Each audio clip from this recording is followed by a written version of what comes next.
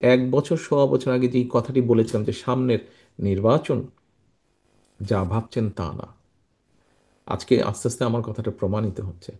আজ আপনাদের সামনে আমি আবারও বলতে চাচ্ছি, এখনো যদি আমরা সিরিয়াস না হই, সামনে এই দেশের অস্তিত্ব, সার্বভৌমত্ব হুমকির সম্মুখীন হবে যদি আমরা, এবং এটা একমাত্র বাঁচাতে পারে গণতন্ত্র, এবং সেই গণতন্ত্রের ভিত্তিকে মজবুত করতে পারেন আপনারা, বাংলাদেশ জাতীয়তাবাদী দলের প্রত্যেকটি মানুষ।